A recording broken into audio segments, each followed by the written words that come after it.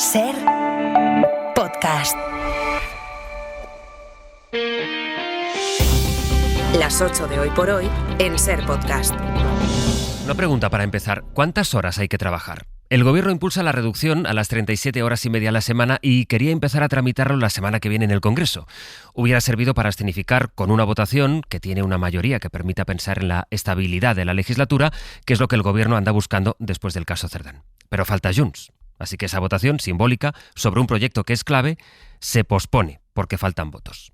Saben que la patronal se opone a la reducción por ley de la jornada laboral. Los sindicatos avisan con movilizaciones si esa ley no sale.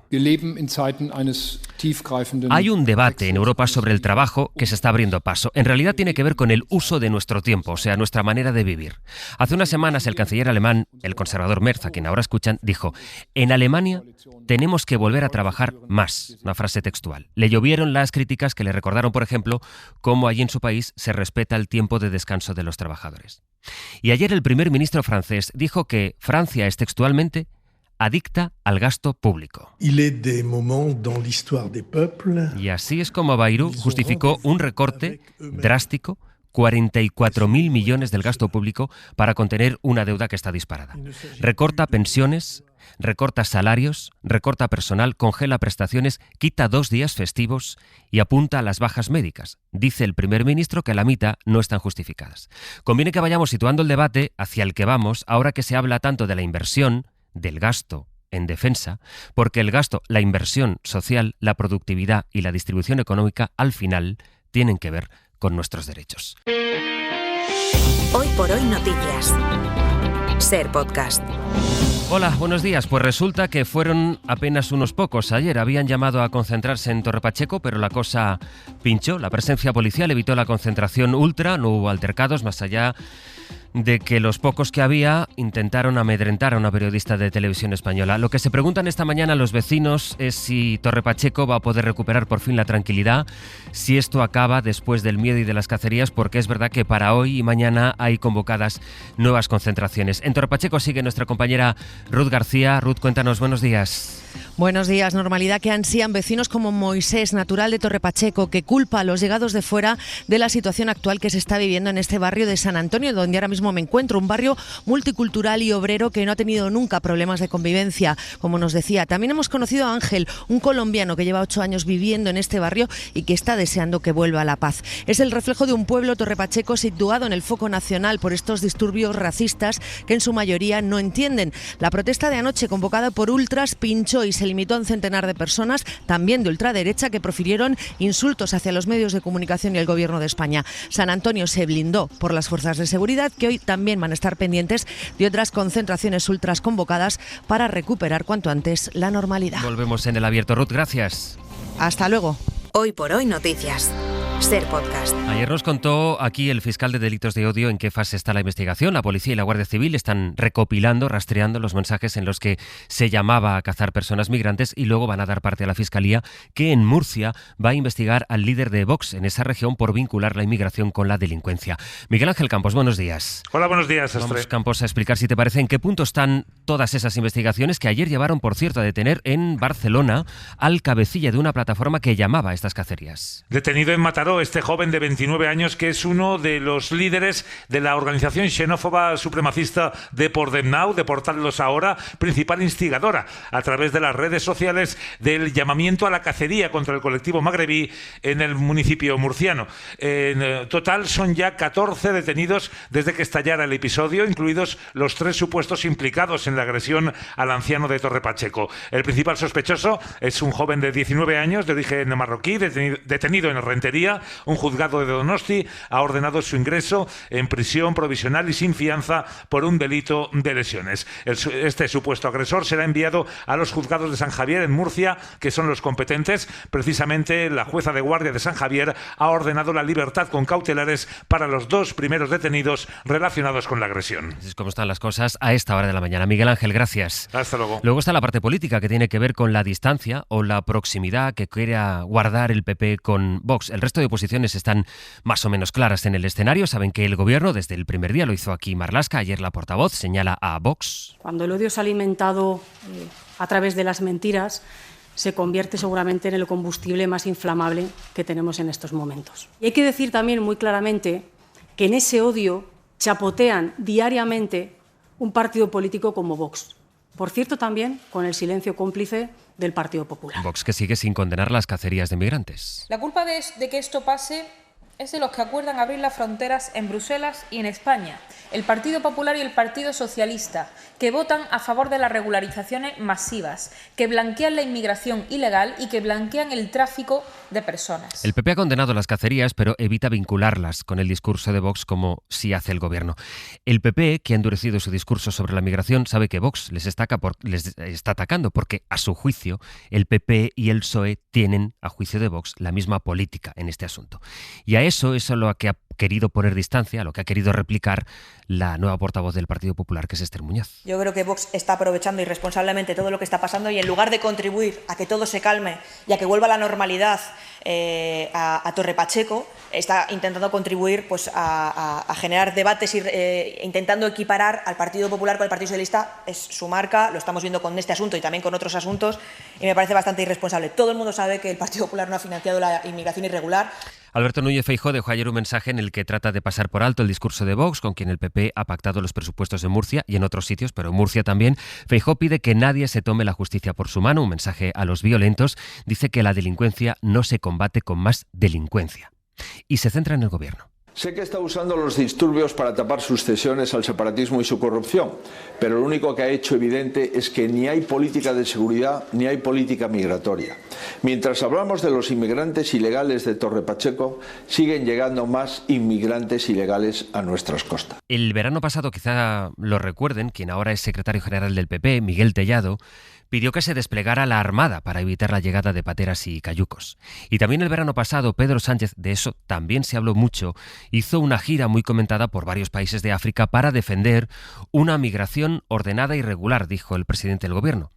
En una gira en la que también habló Pedro Sánchez del retorno, él lo dijo así, el retorno de quienes habían entrado en nuestro país de manera irregular. Bueno, pues el caso es que un año después, y en el contexto de lo que está sucediendo en Torre Pacheco, Sánchez va a viajar hoy junto a ministros de su gobierno a Mauritania. Guillermo Lerma, buenos días. ¿Qué tal? Buenos días. Lo que busca España es consolidar y aumentar la colaboración en materia migratoria con un país que es clave. Desde Mauritania salieron el año pasado la mayoría de los migrantes que pretendían llegar a Canarias. Sin embargo, en el primer semestre de este 2025, las llegadas a las islas desde esa zona cayeron un 40%. El descenso se atribuye sobre todo al endurecimiento de los controles tras los acuerdos económicos alcanzados hace un año. España y la Comisión Europea comprometieron 500 millones de euros para esa función, pero lo que pretende el Ejecutivo es no solo reforzar la seguridad, sino intensificar las relaciones comerciales y avanzar en los programas de migración circular. Políticamente,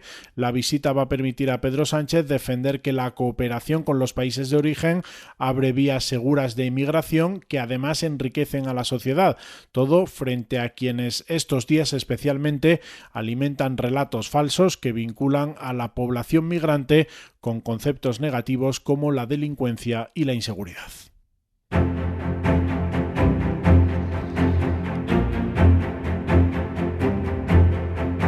De los tribunales, uno de los protagonistas es el juez Juan Carlos Peinado y Félix Bolaños. Ahora contamos eso, pero antes hay una información que está publicando ahora El Independiente y que dice que un juzgado está investigando a Leire Díez por un presunto tráfico de influencias. Ya saben, es la exconcejal del PSOE que pidió información con la que atacar a la UCO. Pedro Jiménez, buenos días.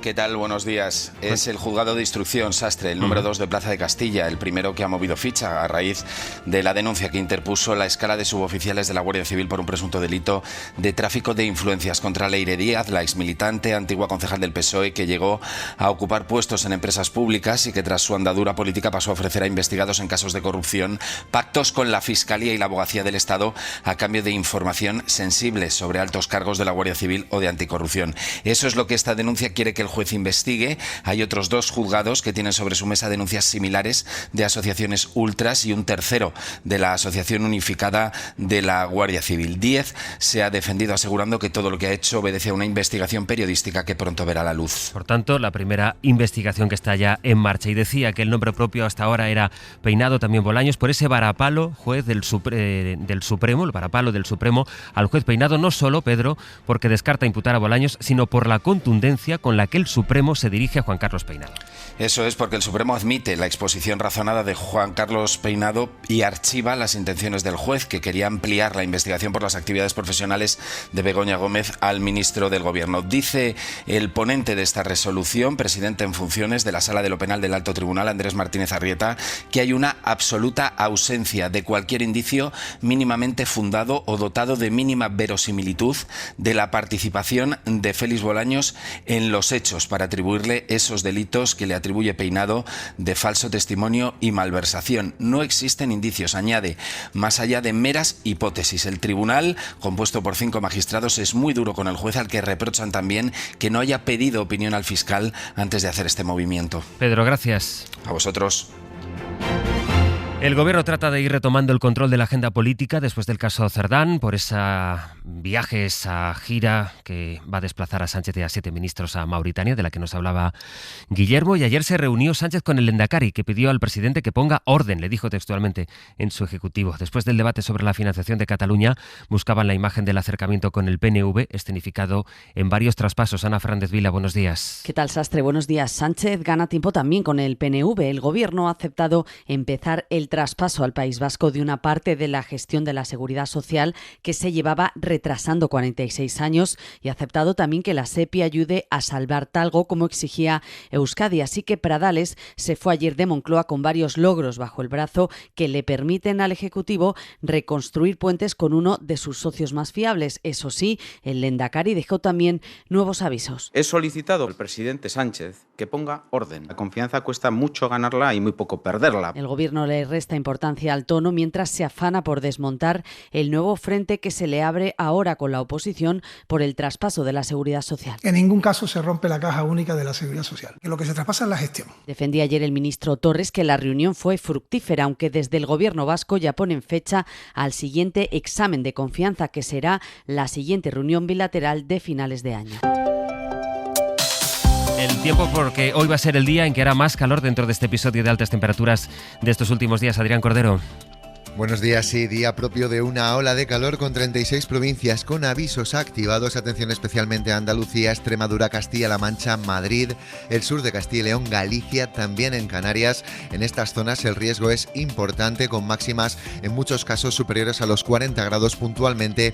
Llegaremos hasta los 43. Todo hoy en un día de cielos despejados, no esperamos ningún tipo de precipitación. Mañana ligero respiro de las temperaturas, aunque el bajón importante lo esperamos para el viernes. Hoy por hoy noticias. Ser Podcast. Habrá que ver qué es lo que pasa a partir de ahora en Francia, cuyo primer ministro anunció ayer ese recorte del que les hablaba al empezar, de 44.000 millones, una semana después de que Macron comprometiera un aumento del gasto en defensa. Ayer fue cuando salió el primer ministro a presentar con toda solemnidad un plan de recortes que incluye las pensiones, que incluye los salarios, que propone quitar incluso un par de días festivos, y añadió algo más el primer ministro. Dijo que los franceses son adictos al gasto público. París, Lucía Riera. Medidas polémicas como la supresión de 2 días festivos para aumentar la productividad. Bayrou ha propuesto que el lunes de Pascua y el 8 de mayo sean laborables, y otras de más calado para reducir la deuda, como la eliminación de 3.000 puestos de funcionarios y la congelación de prestaciones y salarios públicos de todo el año 2026. Será lo que llaman un año blanco, con el mismo gasto público que en 2025. Bayrou también quiere sacar 5.000 millones del sistema sanitario y, culpando del despilfarro a los pacientes, ha dicho que el 50% de las bajas médicas del último año y medio no estaban justificadas y que los ciudadanos deben responsabilizarse del consumo de medicamentos y de la prevención. A estas medidas se suman la reducción de los llamados nichos fiscales o la creación de una contribución solidaria para que los más ricos aporten más. El objetivo inmediato es ahorrar 43.800 millones de euros el próximo año para dejar el déficit en el 4,6% del PIB en 2026. Pero el plan es de 4 años. En 2029 el déficit debería debería estar en el 2,8% según los cálculos del Ejecutivo para que la deuda no siga creciendo. Para lograrlo, el primer ministro ha pedido un esfuerzo a todo el mundo. El único ministerio que queda exento de ese recorte es el de Defensa, en Francia, en un contexto de rearme europeo ante la amenaza de Rusia, que sigue atacando Ucrania a pesar de las presiones de Donald Trump. El presidente de Estados Unidos ha hablado esta madrugada, ha confirmado que las armas prometidas a Ucrania están ya de camino, ha dicho, aunque también se ha mostrado optimista. Hoy tocaba optimista sobre un alto el fuego. Ha dicho, creo que Putin quiere la paz y que podrá darse antes de 50 días. Hoy por hoy noticias. Ser Podcast. Un mes después de los exámenes de selectividad, de las pruebas de acceso a la universidad, ya sabemos cuáles van a ser las carreras con las notas de corte más altas, las titulaciones en las que se necesita casi la máxima puntuación, es decir, el 14 para poder entrar. Y de nuevo, la mayoría son de la rama de ciencias, Laura Gutiérrez. Sí, el doble grado de Física y Matemáticas vuelve a coronarse con un 13,75 como la carrera con la nota más exigente. Pues muy orgulloso, porque siento que ahora por fin podré profundizar en lo que más me gusta, las matemáticas y la física profesional. La nota más alta está en la Universidad de Sevilla. Su vicerrectora Carmen Gallardo tiene claro el motivo. Al ser sede de la Agencia Espacial Española y los convenios que tenemos con ellos, y también ser sede de Airbus, pues da la posibilidad de hacer prácticas. La segunda carrera de altos vuelos es otro doble grado, Ingeniería Informática y Matemáticas, seguida de Relaciones Internacionales y ADE. En el cuarto puesto, Medicina, 13,38 en Andalucía. Tuve un 13,705. Al final decidí estudiar medicina. Es verdad que durante un tiempo estuve un poco indecisa porque al final es una nota muy alta y hay muchas oportunidades. Odontología, Ingeniería Biomédica, Física o Ingeniería Aeroespacial también superan el 13, muy cerca de ese baremo. Biotecnología, Enfermería, Fisioterapia o Veterinaria y el doble grado de Maestro de Infantil y Primaria. Y este dato, la amenaza arancelaria de Trump, ¿cómo ha tenido un impacto directo en la economía de su país? Porque en junio la inflación subió allí en Estados Unidos hasta el 2,7%. Edu Hernández, buenos días. Se esperaba que el dato de inflación de junio en Estados Unidos diera pistas sobre el impacto de las amenazas arancelarias de Donald Trump. Y ese impacto ha sido mayor de lo esperado, porque la inflación ha subido 3 décimas, hasta el 2,7%. Aunque es verdad que gran parte de esta subida tiene que ver con cuestiones ajenas a los aranceles, como la subida de precios energéticos tras los ataques entre Irán e Israel, lo cierto es que los expertos apuntan a que los aranceles también se dejan notar, porque cada vez son más los sectores económicos que suben precios en preparación para lo que pueda venir. Además, esta subida de la inflación puede hacer más difícil que la Reserva Federal baje los tipos de interés, por mucho que Trump lo exija. Para no perderte ningún episodio, síguenos en la aplicación o la web de la SER, Podium Podcast o tu plataforma de audio favorita.